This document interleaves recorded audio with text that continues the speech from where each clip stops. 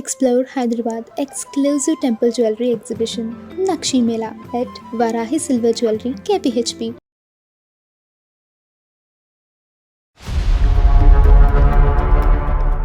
అబ్బాయి వచ్చి హైదరాబాద్ లో ఉంటాడండి. సాఫ్ట్వేర్ కంపెనీలో జాబ్. ఒక్కడే అబ్బాయా మీకు? అవునండి. ఇప్పుడు మా అబ్బాయి పెళ్లి చేసుకోమంటే చేసుకోవాలంటున్నాడండి. నాకు ఒంట్లో బాగోదు అంతంత మాత్రమేనండి. ఏదో 4 లక్షలు వేద్దామని చూస్తున్నాను. ఏ సంబంధం తీసుకొచ్చిన అసలు ఏమీ చేసుకోనంటున్నాడండి. 3 నెలలు పోతున్నాడండి. వచ్చినప్పుడు పెళ్లి సర్దిలోకి ఇంట్లో సామాన్లన్నీ నేలకేసుకుంటున్నాడండి.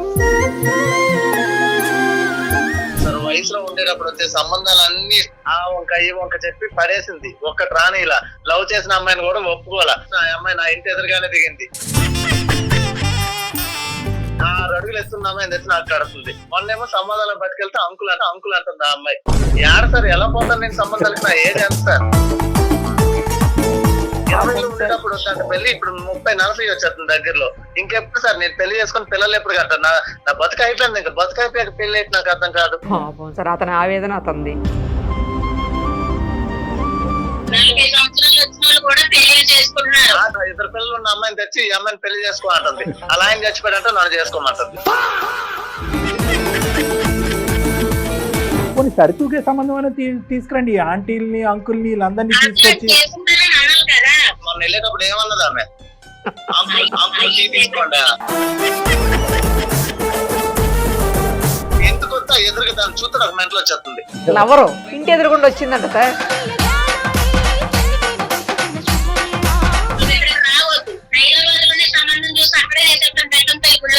ఇక్కడ కూడా రెడీగా ఉన్నారు కావాలి సార్. అయితే ఉంటారు. నా కొడుకు ఏదో ఒక పెళ్లి చేసి పెట్టి ఆడుకంటూ ఒక తోడంటూ ఉంటే చాలు సార్. రేపొద్దు నేను చనిపోయినా నా కొడుకు భార్య పిల్లలు ఉన్నారు అని అనుకుంటాను. ఇప్పుడు రేపొద్దు నాకు ఏమైనా ఉన్నా అడిగంటూ ఎవరు చూడలేదు.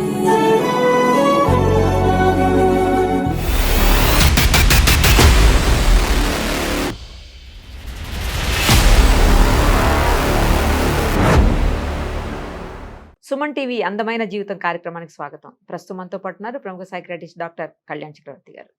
డాక్టర్ గారు నమస్తే అండి. పద్మ అని ఒక పెద్ద ఆవిడ మనకి మెయిల్ చేశారు సార్. కొడుకు గురించి ఆవిడ చాలా ఆవేదన చెందుతున్నారు. ఎందుకు ఏంటి ఆవిడ మాటలోనే విందాం. Sure madam.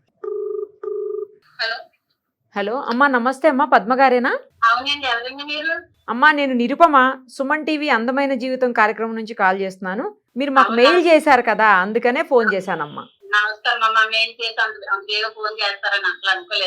కానీ మీకు పెద్దవాళ్ళు కదా, మీకు మెయిల్ చేయటం ఎలా వచ్చింది? నాకు అదే అడుగుదాం అనుకుంటున్నా. అదే అనుకున్నాను. ఓకే ఓకే, వేరే వాళ్ళతో చూపించారా? సరే అమ్మా. మనతో పాటు డాక్టర్ కళ్యాణ్ చక్రవర్తి గారు కూడా ఉన్నారు. ఒక్కసారి మీకు అసలు ఏం కష్టం వచ్చింది, ఎందుకు మీరు మాకు మెయిల్ చేయించారు, ఆ వివరాలన్నీ చెప్పాలమ్మా ఇప్పుడు. సరేనా? నమస్తే పద్మ గారు. నమస్తే సార్. చెప్పండి అమ్మా. నా పేరు పద్మ అండి. అమ్మా మా ఆయన గారు రీసెంట్ గానే తన పేరండి. అయ్యో. అబ్బాయి వచ్చి హైదరాబాద్ లో ఉంటాడండి. సాఫ్ట్వేర్ కంపెనీలో జాబ్. అబ్బా కాదు, ఒక్కడే అబ్బాయా మీకు? అవునండి. మీ వయసు ఎంత ఉండొచ్చు? బాబు వయసు ఎంత? బాబుకి 35 సంవత్సరాలండి. నాకు 56 సంవత్సరాలండి. ఓకే, చెప్పండి అమ్మా. ఇప్పుడు మా అబ్బాయి పెళ్లి చేసుకోమంటే చేసుకోవాలంటున్నాడండి. నాకు ఒంట్లో బాగోదు అంతంత మాత్రమేనండి. మా అబ్బాయికి కొంచెం ఏదో 4 లక్షలు వేద్దామని చూస్తున్నాను. ఏ సంబంధం తీసుకొచ్చినా అసలు ఏమీ చేసుకోనంటున్నాడండి. అంటే నిజం చెప్పాలంటే చాలా మటుకు కారణం నేనేనండి. మీరు ఎలా కారణం అయ్యారు అతని పెళ్లికి కాకుండా ఉండటానికి? అంటే పోస్ట్ లోని చాలా సంబంధాలు వచ్చినాయండి. సంబంధాలు వస్తే నేనే కట్నానికి ఆశపడి ఈ సంబంధం కాబట్టి ఆ సంబంధం కాబట్టి ఇంకో సంబంధం ఏదో వస్తాయి అనేసి తొందరగా మేము ముందు కావాలండి. ఏంటంటే వాళ్ళకి ఇచ్చి కట్నంతో నేను ఇదవుతానని కాదండి. ఆడు అని పిల్లలు బాగుంటాడు కదన్న ఇది కొద్ది. మాకు ఇది ఊర్లో 3 కోట్ల బిల్డింగ్ ఉన్నది. హైదరాబాద్ లో మా అబ్బాయికి జాబ్ ఫ్లాట్ ఉన్నది. ఈ సంబంధం కాబట్టి ఏదో వస్తుందని ఆశకెళ్ళి నేను ఇదవేనండి. ఆశ అత్యాశ అయింది. ఇప్పుడు కట్నం లేదు, పెళ్లి లేదు. ఓ సంబంధం చూసాం చుట్టాల అమ్మాయిని. ఇప్పుడే ఇంతలా ఉన్నది, రేపొద్దు నీళ్ళు పోతుంది, పెళ్లి అయిన తర్వాత ఇంకా ఇంత లావ్ అయిపోతుంది, నాకు వద్దు అన్నాడండి. లావ్ గురించి ఇచ్చేసాడు. లావ్ అన్నాడు వద్దన్నాడండి. సరేలేని మళ్ళీ కాకినట్లు వేరే సంబంధం చూసాం. ఆ అమ్మాయి హైట్ ఎక్కువ అన్నట్టు రేపొద్దు ఇద్దరం పక్క పక్కన నడుచుకుని వెళ్తే మీ తప్పుడు మీ ఎక్క అని అంటారు.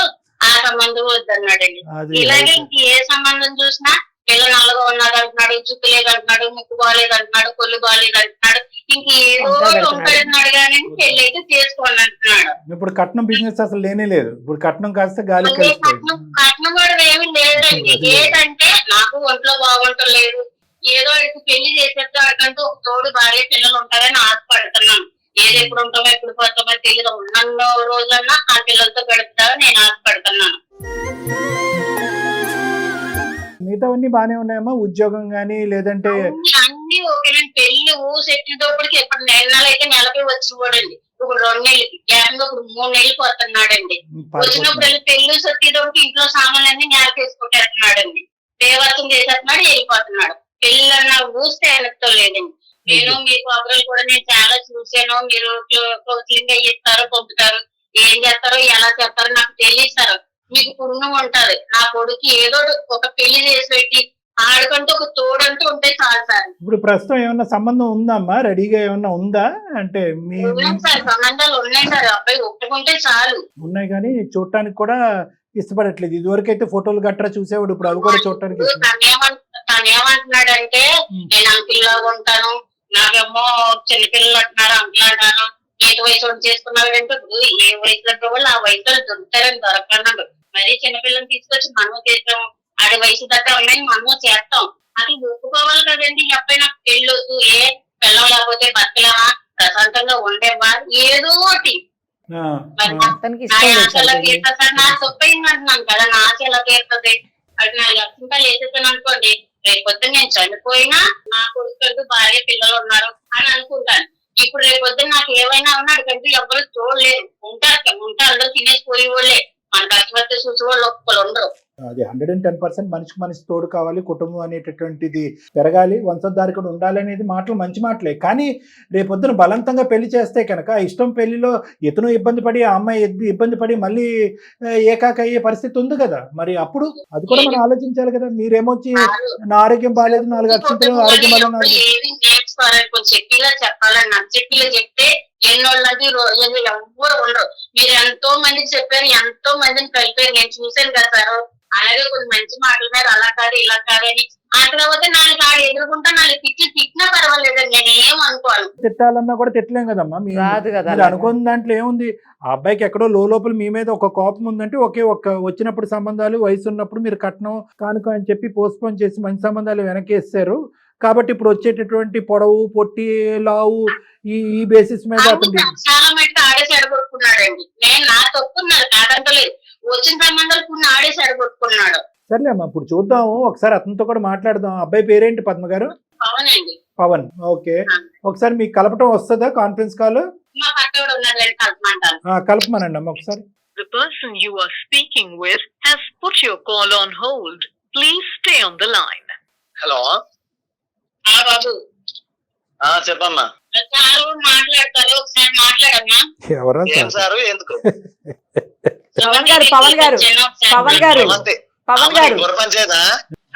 పవన్ గారు ఒక్క నిమిషం. ఆవిడకి పాపం చెప్పడం రాలేదు. మేము సుమన్ టీవీ అందమైన జీవితం కార్యక్రమం నుంచి నేను నిరుపమ, మనతో పాటు ఉన్నారు డాక్టర్ కళ్యాణ్ చక్రవర్తి గారు కూడా. మీ అమ్మగారు మాకు మెయిల్ చేపించారు పక్కింటి వాళ్ళు. బయట అమ్మ నీకేం బుర్రపంచేదా బాబు? నా మాట ఎలా వింటలేదు, వాళ్ళ మాట నువ్వు బాగుపడతావు. పెళ్లి కాని పవన్ అనుకోపోయింది. అది కాదు బాబు, నా మాట సార్ మాట్లాడతారు, మాట్లాడు. ఉండమ్మా, అబ్బాయి మనసులో ఏదో చెప్తున్నాడు, 2 మాటలు చెప్పనియండి. చెప్పండి పవన్ గారు. మీ అమ్మగారి మీద ఏదో ఊర్లో పరుగులు పోయిందండి. మీ ప్రోగ్రామ్ వచ్చామనుకోండి అందరికి తెలిసిపోద్ది ఇవన్నీ. అదేం కాదులే నాన్న, నువ్వు చూసుంటావు మన ప్రోగ్రామ్స్, చాలా సందర్భాల్లో చెప్పాము. ఇక్కడ నా ఏజ్ అంతా మా అమ్మ చూసే పనులు ఏందో నాకు అర్థం కావట్లేదు సార్. వయసులో ఉండేటప్పుడు వచ్చే సంబంధాలన్నీ ఆ వంక ఈ వంక చెప్పి పడేసింది. ఒక్కటి రాని ఇలా లవ్ చేసిన అమ్మాయిని కూడా ఒప్పుకోవాలా. ఆ అమ్మాయి నా ఇంటి ఎదురుగానే దిగింది. రోజుకో సంబంధం తెస్తుంది సార్. 6 అడుగులు ఎత్తున్న అమ్మాయిని తెచ్చి నాకు కడుతుంది. మొన్నేమో సంబంధాలను పట్టుకెళ్తే అంకుల్ అంటుంది ఆ అమ్మాయి. యాడ సార్ ఎలా పోతాను నేను సంబంధాలకి? నా ఏజ్ ఎంత సార్? 20లో ఉండేటప్పుడు వద్దంటే పెళ్లి, ఇప్పుడు 30-40 వచ్చేస్తుంది దగ్గరలో. ఇంకెప్పుడు సార్ నేను పెళ్లి చేసుకుని పిల్లలు ఎప్పుడు కట్టాను? నా బతుకు అయిపోయింది. ఇంకా బతుకు అయిపోయాక పెళ్లి అయితే నాకు అర్థం కాదు. పాపం సార్, అతని ఆవేదన అతనిది. కాదు నాన్న, నువ్వు అలా అంటుంటే మేము ఏం మాట్లాడలేకపోతున్నాం, ఒకళ్ళు అంకుల్ అని ఒకళ్ళు ఆంటీ అని. సరే అవన్నీ కాదు, ఎలా సార్ అది? ఆ చిన్నపిల్లని చేసుకుంటే రేపు ఏమంటున్నావు నువ్వు ఊరంతా? వయసుకు తగ్గ 40 సంవత్సరాలు వచ్చిన వాళ్ళు కూడా పెళ్లి చేసుకుంటున్నారు. ఆ చేసుకున్నారు. వయసు కూడా బాగానే 20 సంవత్సరాలు ఉండేటప్పుడు ఒప్పుకోలేదు. వయసులో ఉన్న కుర్రోడు మూసేసుకున్నాక ఏమైంది? ఉండమ్మా ఏదో మొన్న చెప్తున్నా. సార్ ఇద్దరు పిల్లలు ఉన్న అమ్మాయిని తెచ్చి ఈ అమ్మాయిని పెళ్లి చేసుకోమంటుంది. అలా ఆయన చచ్చిపోయాడంటే నన్ను చేసుకోమంటుంది. నిన్ను పెళ్లి ఏం సార్ ఇది? చేసుకోమంటారా? అలా కాదు నాన్న, ఏదో ఒకటి పెళ్లి అయితే చాలు అన్నట్టు ఉన్నట్టుంది ఆవిడ. అమ్మ తొందరపాటు, అసలు అమ్మ గుర్రం మీద స్వారీ చేస్తుంది. అలా కాదు పద్మ గారు, బాబు చెప్పేటటువంటి దాంట్లో కొద్దిగా అబ్బాయి మంచి సాఫ్ట్వేర్ ఉద్యోగము, 1,50,000 ఎంతో శాలరీ వస్తుంది, హైదరాబాద్ లో గౌరవంగా బతుకుతున్నాడు. పోనీ సరితూగే సంబంధం అని తీసుకురండి, ఈ ఆంటీల్ని అంకుల్ని వీళ్ళందరినీ తీసుకొచ్చి. చేసుకుంటారంటే నేను ఏదన్నా ఉన్నాయి సార్ సంబంధాలు అటు చేసుకుంటారని అనాలి కదా. ఇప్పుడు ముసలోళ్ళు ఉన్నారు, వండి పెట్టి వాళ్ళు ఎవరో లేరనేసి ముసలోళ్ళు భార్య చనిపోయిన వాళ్ళే 2 పెళ్లిళ్ళు 3 పెళ్లిళ్ళు చేసేసుకుంటున్నారు. ఈడు వయసులో ఉన్నవాడు ఈడు చేసుకున్నది అని నాకు అర్థం కాలేదు. నేను ఎప్పుడు చిన్నపిల్లడే, నా వయసు 37. నన్ను చిన్నపిల్లడు అంటారు. సంబంధం పిల్లలంటే ఎందుకు పిలుస్తారు? పెళ్లి చేసుకున్నాక రంగులను పిలుస్తారేంటి? మొన్న వెళ్ళేటప్పుడు ఏమన్నది ఆమె? అంకుల్ టీ తీసుకోండి. ఏటైపోయింది? ఆ సార్ చెప్పిన తిండి బాబు నా మాట విను. ఏ తిన అమ్మ, నాకు చెప్తున్నాను, మెంటల్ తెప్పించు నాకు. అయితే నేను చచ్చిపోయినా నీకు ఓకేనా? అందుకే ఇంటికి రాను, రాబోద్దు ఇట్లా నాకు ఇంటికి. ఇంటికి వచ్చి అన్ని పగలగొట్టేస్తున్నావు. రాగానే కట్నాలు అనుకుంటూ బతికావు కదా, ఇప్పుడు నెలకు 2 లక్షలు ఇస్తున్నాను, తీసుకో. నేనేం చేసుకున్నాను? ఆ డబ్బులు నీకు పిల్లవాళ్ళు పిల్లలు ఉండాలి, భార్య ఉండాలి. నేను ఇప్పుడు ఇంటికి వస్తా ఎదురుగా దాన్ని చూస్తే నాకు మెంటల్ వచ్చేస్తుంది. లవరు ఇంటి ఎదురుగుండా వచ్చిందంట సార్. కాదు ఎవరు సార్, నేను లవ్ చేశాను సార్, అది ఇది అని చెప్పి సంబంధం క్యాన్సిల్ చేసేసింది. ఇంకా అమ్మాయి ఎదుర్కొంటే లైవ్ లోనే ఉందా? అమ్మాయి ఇంకా లైవ్ లోనే ఉంది ఎదుర్కొంటే. మా ఇంటి ముందు ఆయన పెళ్లి చేసుకున్నాడు. నేను ఇంటికి వెళ్తే ఆ మొహం ఎట్లా చెప్పమంటారు? ఒక హాఫ్ ఇంచ్ లో మిస్ అయ్యా. సరే, అందుకే ఇంటికి వెళ్ళట్లేదు అంటున్నాడు. అంకుల్ అంటే ఇంకా 2 నిమిషాలు అక్కడ నిలబడలేదు సార్. నేను మళ్ళీ వచ్చి కూర్చోమంటారు. నాకు స్టేట్ పనికిమాలలో ఉన్నా. బాబు నువ్వు ఒక పని చేయి బాబు, నువ్వు ఇక్కడికి రావద్దు. హైదరాబాద్ లోనే సంబంధం చూసి అక్కడే చేసేస్తాను పెద్దంతల్లి గుళ్ళో పెళ్లి. ఇక్కడ కూడా రెడీ ఉన్నారు సార్. అయితే పెళ్లి ఆ పెళ్లి దృష్టిలో పెళ్లి పెళ్లి పెద్దంతల్లి గుడిలో అదే చేసేది కదా. అంటే నేను ఏదో విధంగా నీకు ప్రశాంతంగానే బతుకుతున్నాను. ప్రశాంతంగా తిను, నలుగురు పైన అదే ఉన్నన్ని రోజులు ఓకే. నీకు రేపు పొద్దున తోడు ఎవరుంటారు? నీకు ఒంట్లో బాగోలేదు. నేను చూసుకుంటాను తల్లి, నీకు దండం. నా సార్ చెప్తే ఏంటో, నా సార్ ఎంతో మంది చెప్పి ఎంతో మందిని కలిపారు ఆయన. వీడియోలు నేను చూస్తాను, కాదనట్లా మంచిగానే చెప్తారు. కానీ ఇప్పుడు నా ఏజ్ అది కాదు కదమ్మా. నువ్వు ఎక్కడికి వెళ్ళినా ఉపయోగం ఉండదు. 37 సంవత్సరాలు ఎక్కి ఏం కాదు పవన్, నా మాట విను. నా సార్ చెప్పినట్టు ఇంకోని నా సార్ చెప్తారు. అమ్మ నువ్వు అమ్మవి, నేను ఎంత పెద్దోడినైనా నీకు చిన్నోడిని. అంకుల్ అన్న వాళ్ళకి తెలుసు, మొహం మీద ఉమ్మేసిన వాళ్ళకి తెలుసు. నవ్వుతున్నారు అటు చూసి ఇటు చూసి.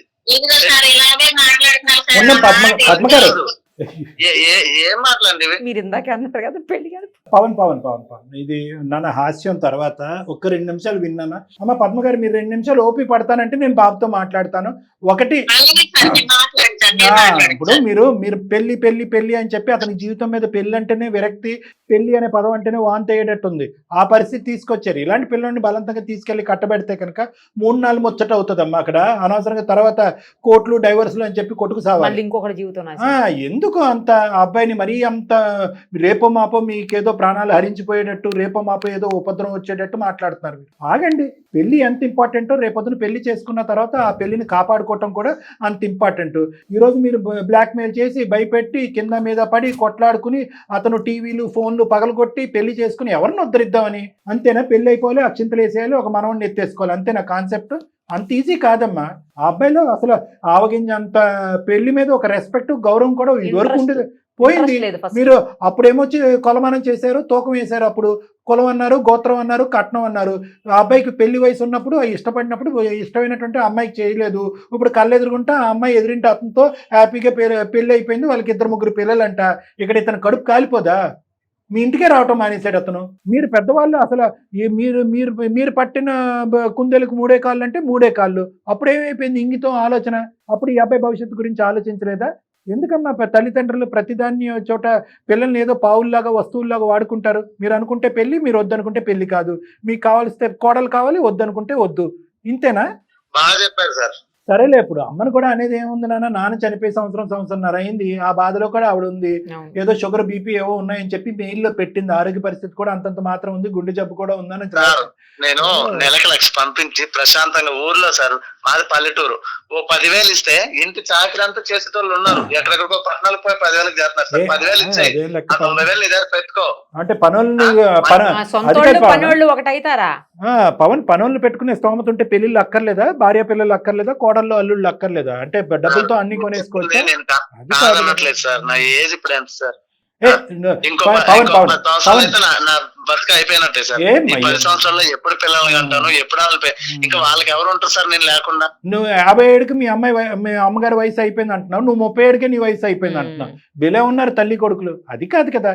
37 ఏంటి, 37కి ఎందుకు అంత నువ్వు అంత ఇది అయిపోతున్నావు? చాలా మంది 34, 35, 36, 37 కూడా చేసుకుంటున్నారు. ఎటొచ్చి అమ్మకు వచ్చిన తొందరపాటు ఏంటంటే ఫిల్టర్ చేయకుండా ఎవడు దొరికితే వాడిని తీసుకొచ్చి అమ్మాయిని తీసుకొచ్చేసి క్యూలో పెట్టేసేటప్పటికి నీకు అసహ్యం కలుగుతుంది. అమ్మ అసలు మ్యాచింగ్ చూడట్లేదు, ఆవిడకున్న తొందరపాటులో ఏంటంటే పెళ్ళే 3 పిల్లలు ఉన్నారు సార్, ఆమెకి తీసుకొచ్చి చేసుకో అంటుంది.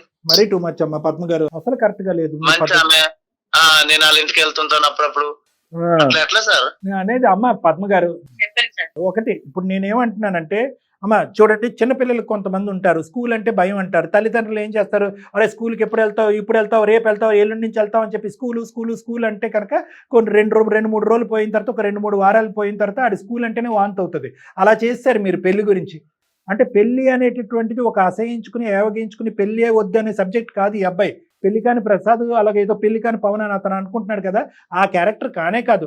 తనకు నచ్చినటువంటి అమ్మాయి తను చేసుకుని తన జీవితంతో ఒక అమ్మాయితో కలగందాం అనుకున్నాడు. ఆ కళ ఎవరో అంటున్నారు. ఇప్పుడు నేను అనేది ఏంటంటే, అప్పుడు కోరికున్నటువంటి అబ్బాయి ఇప్పుడు కోరిక ఎలా చచ్చిపోతుంది? చచ్చిపోదు ఆ కోరిక. ఎటొచ్చి ఏంటంటే అది కట్ చేసింది మీరే, ఇప్పుడు 3 పిల్లలు ఉన్న తల్లిని తీసుకొచ్చింది మీరే. అంటే పెళ్లి ఎప్పుడు చేసుకోవాలి అనేది మీరే డిసైడ్ చేస్తారు, ఎవరిని చేసుకోవాలనేది డిసైడ్ చేస్తారు. పెళ్లికి ముందే పిల్లలు ఉండాలా లేదా అనేది కూడా మీరు డిసైడ్ చేస్తారా? నేనేమంటున్నానంటే పద్మ గారు, మీ వయసుకి నేను గౌరవిస్తున్నాను, మీ బాధను నేను అర్థం చేసుకోగలను. భర్త పోయిన తర్వాత వంశధారకుడు కొడుకు కంటే కనుక అది చూసుకుని మురిసిపోవచ్చు, నా ఆఖరి రోజులు హ్యాపీగా ముందుకెళ్ళిపోవచ్చు అనే ఆలోచనలో మీరున్నారు.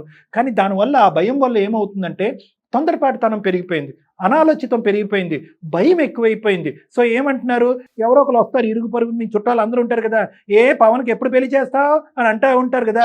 అది ఏమొచ్చి మీ కత్తుల్లో గుచ్చుకునేటప్పటికి ఎవరో ఒకరు ఏదో సంబంధం తీసుకొచ్చేటప్పటికి వద్దు, ఇది కుదురుతుంది, ఇది కుదరదు, పవన్కి ఇది నచ్చుతుంది, నచ్చదు అనే బేసిక్ అసెస్మెంట్ మీరు చేయట్లే. డైరెక్ట్గా వాళ్ళు ఫోటో ఇవ్వటం, ఇక్కడ ఫోటో ఇవ్వటం, పంపించడం, పెళ్లి చూపులు ఎప్పుడు. పెళ్లి చేయటం ఇంపార్టెంట్ కాదు, ఎటువంటి అమ్మాయిని తీసుకొస్తే కనుక పవన్ అంగీకరిస్తాడనేది మినిమం ఆలోచన మీరు చేయండి. ఏది తీసుకొస్తే అది తీసుకొచ్చేయటం వల్ల పవన్ ఏమైంది, ఆఖరి మీ మీద ఒక కోపం వచ్చేసింది, ఇంటి మీద కోపం వచ్చేసింది, ఒక ఏవగింపు, ఒక అసహ్యం కలిగేసి ఆఖరికి తల్లి కొడుకుల బంధం పోయింది. ఇక్కడ పెళ్లి అనే కాన్సెప్ట్తో పెళ్లి చేసుకున్నప్పుడు సుఖపడతాడు, 2 పిల్లలు అంటాడు అనేది దూరం విషయం. తల్లి కొడుకుల బంధం తెగిపోయింది ఇక్కడ. చాలా బాధ. ఇప్పుడు సుమన్ టీవీ కలపాల్సి వస్తుంది. నువ్వు ఫోన్ చేస్తేనే అమ్మ తిన్నావా, బాగున్నావా, ఆరోగ్యం ఎలా ఉంది అనే మాటలు ఇద్దరు వైపు అడుక్కోకుండా, అరే బాబు సంబంధం తీసుకొచ్చాను, పెళ్లి చేసుకుంటాం అనే మాట ఒకటే అతను వినిపించుకునేటప్పటికి అసలు మీ ఫోనే ఎత్తట్లేదు, మీ మొహమే చూడట్లేదు, మీ ఊరే రావట్లేదు. ఇదేనమ్మా పెళ్లి చేసి మనం ఉద్ధరించేది. కాబట్టి నేను అనేది ఏంటంటే పద్మ గారు, నేను ఇంకో 2-3 మాటలు పవన్తో మాట్లాడే ముందు మీ మనస్సాక్షి మీద మీరు చెయ్యేసుకుని, అనవసరంగా నేను తొందరపడను, కొంతకాలం దీనికి ఒక వ్యవధిని ఇస్తాను, కొంతకాలం అంటే కనుక ఇంక 3 సంవత్సరాలు నన్ను కాదు, కొంతకాలం ఈ టాపిక్ తప్ప కొన్ని వారాలు, కొన్ని నెలల పాటు ఈ టాపిక్ తప్ప ఒక తల్లి కొడుకులు సర్వసహజంగా మాట్లాడుకునే మిగతా టాపిక్లు అన్నీ మాట్లాడుకోండి, బాబుని ఇంటికి రానివ్వండి, ఎవరైనా పవన్కి పెళ్ళి ఎప్పుడు అంటే కనుక నోరు మూసుకోండి అని చెప్పి మర్యాదపూర్వకంగా వాళ్ళకి చెప్పండి. ఇదే సబ్జెక్టు మీద ఏ డిస్కషన్ మీ ఇద్దరి మధ్యన కానీ, మీ ఇరుగు పొరుగు మధ్యలో కానీ, మీ చుట్టాలలో కానీ జరగకూడదు. కొంతకాలము వ్యవధినివ్వండి, గ్యాప్నివ్వండి, బాబుని సేద తీరనివ్వండి, ఊపిరి పీల్చుకోనివ్వండి ప్లీజ్. ఇది నా విన్నపం. ఇది నెంబర్ 1. పవన్, నాది ఒకటే మాట నాన్న, అమ్మది అభద్రత అనుకో, భయం అనుకో, అనాలోచితం అనుకో, ఏదన్నా అనుకో, I don't know what that is. నాన్నగారు ఈ మధ్యనే చనిపోయారు, పదే ఆ మాట అంటున్నాను, బాధపడు. దాంతో ఏంటంటే అమ్మకి ఇన్సెక్యూరిటీ, అభద్రత భావం పెరిగిపోయింది. ఏమో నేను చూడకుండానే ఒక పెళ్లి, ఒకటే ఒక కొడుకు కదా, 10 మంది ఉంటే 9 మంది పెళ్లి అయింది. నానా సరే నాన్న, పవన్ గతాన్ని తవ్వటం వల్ల నీ టైం వేస్ట్, నా టైం వేస్ట్, జరగబోయేది చేద్దాం. అమ్మ ఇప్పటి నుంచి కొన్ని రోజుల గ్యాప్ వరకు పెళ్లి అనేటటువంటి ప్రస్తావన తీసుకురాదు. తర్వాత నెంబర్ 1. నెంబర్ 2, దయచేసి నీ వయసును ఓవర్ ఎస్టిమేట్ చేయొద్దు. ఈరోజు కాళ్ళు చేతులు అన్నీ బాగానే కదులుతున్నప్పుడు అన్నీ బాగానే ఉంటాయి. రేపొద్దున నా అనేటటువంటి తోడు కావాల్సినటువంటి అవసరం ఉంది. పెళ్లి యొక్క ప్రాముఖ్యత గురించి నన్ను మాట్లాడమంటే కంటిన్యూస్గా ఒక 10 గంటలు మాట్లాడతాను. కానీ ఇప్పుడు అంత టైం లేదు కాబట్టి అది కూడా నేను మాట్లాడట్లేదు. నువ్వు పెళ్లి అనేటటువంటి సబ్జెక్ట్ పదే పదే అమ్మ నీ దగ్గర తీసుకురావటం వల్ల నీలో ఒక చిరాకు కోపం ఏర్పడిందని నాకు అర్థమైంది. అమ్మ స్టెప్ బ్యాక్ అవుతుంది. ఈ సబ్జెక్ట్ గురించి అమ్మ కానీ నీకు నచ్చినటువంటి నీ కుటుంబ సభ్యులు ఎవరు కానీ నీ స్నేహితులు కానీ ఎవరు కూడా మాట్లాడకుండా మనం ఒక ఏర్పాటు చేద్దాం. కానీ దయచేసి నీ వయసును ఓవర్ ఎస్టిమేట్ చేయొద్దు. దయచేసి ఇంకా పెళ్లి వద్దు, నాకు వయసు మీరిపోయింది అనే ముద్ర నీ మీద నువ్వు వేసుకోవద్దు. నీకు సరితూగేటటువంటి సంబంధం తీసుకొచ్చేటటువంటి బాధ్యత మీ అమ్మగారు రానున్న రోజుల్లో తీసుకుంటారు. ఒకప్పుడు ఆవిడకి అర్థం కానటువంటిది, బోధపడినటువంటిది, ఆలోచన లేనటువంటి పరిస్థితి వస్తాయి కనుక అటువంటి సంబంధాలు ఎంచేటటువంటి ప్రక్రియలో నేను కూడా ఇన్వాల్వ్ అవుతాను కావాలంటే. ఎందుకంటే అమ్మకి ఇప్పుడు సపోర్ట్ సిస్టమ్ ఎవరు లేరు.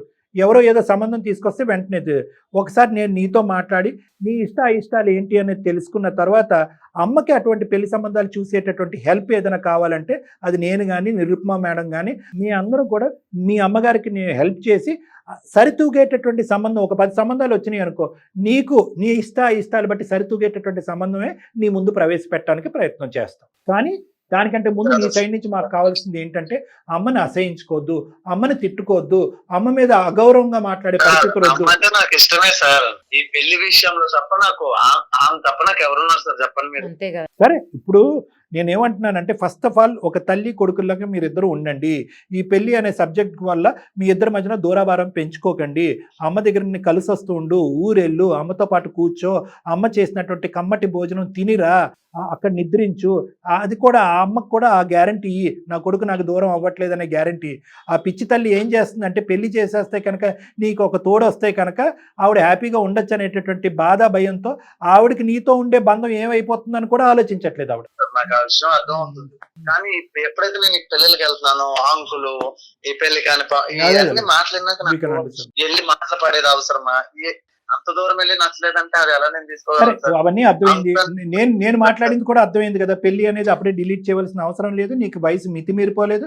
అమ్మ నీకు సరితూగేటటువంటి సంబంధాలు అమ్మ తీసుకొస్తుంది. ఒకప్పుడు అమ్మకి ఆ కెపాసిటీ లేకపోతే అమ్మకి నేను నిరుపమా మేడం హెల్ప్ చేసేటటువంటి ప్రక్రియలోకి కూడా దిగుతాము.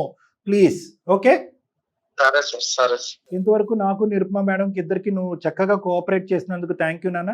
ఈ మాత్రం మాట్లాడతామని కూడా మేము అనుకోలేదు. ఏమన్నా అసందర్భంగా మేము ఏమన్నా నవ్వి ఇంకో విధంగా హాస్యాస్పదంగా ఏమంటే క్షమించు.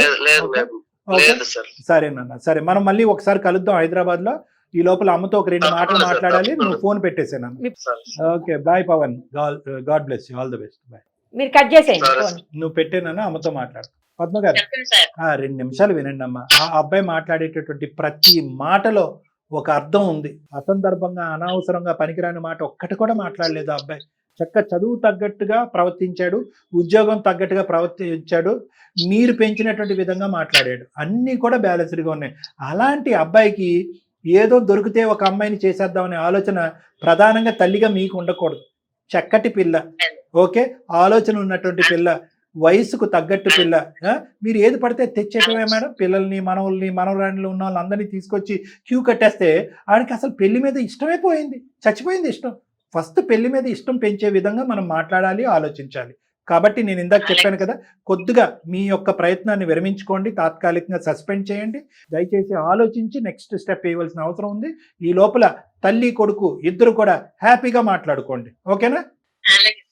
అంటే ఇందాక గర్జించి ఇంకో విధంగా మాట్లాడుంటే కనుక క్షమించండి. ఎందుకంటే మీరు ఇచ్చిన స్వేచ్ఛకు బట్టే అది ఉపయోగించేసుకుని ఒక 2 మాటలు ఎక్స్ట్రా మీతో మాట్లాడాము కాబట్టి.